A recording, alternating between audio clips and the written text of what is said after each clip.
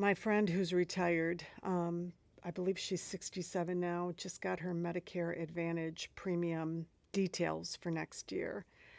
And her out of pocket maximum expense went from $4,200 a year to over $10,000. So if she has some kind of emergency where she requires hospitalization or emergency room care on a retiree's income, she gets to pay up to $10,200. This is Republican policy. She lives in the state of Indiana. And this is what all the cuts to everything are doing, all the budget cuts to every state. And these are the decisions each state is making individually on what's going to be cut, who's going to have to pay more. And people think that there's going to be an end to this shutdown. Um, you've got Caroline Levitt lying, Donald Trump lying about all these people not getting paid, all of these layoffs.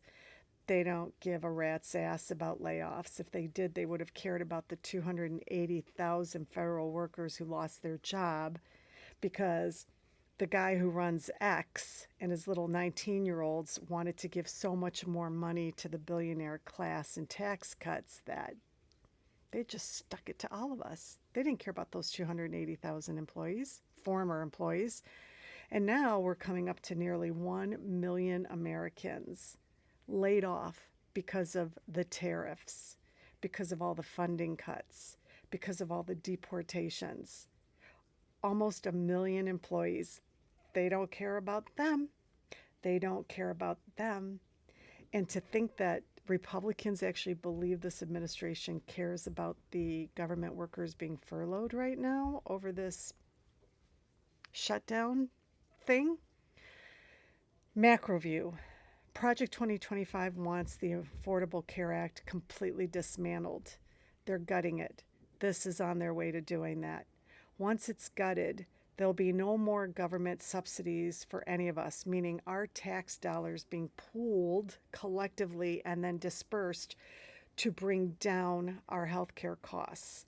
No, instead, they're going to privatize everything. So their cronies are going to make a shit ton of money starting companies that can fill the need or just giving contracts to the companies that already exist, all those MAGA donors. And nothing will be for us. Everything will be out of pocket. We are fucked.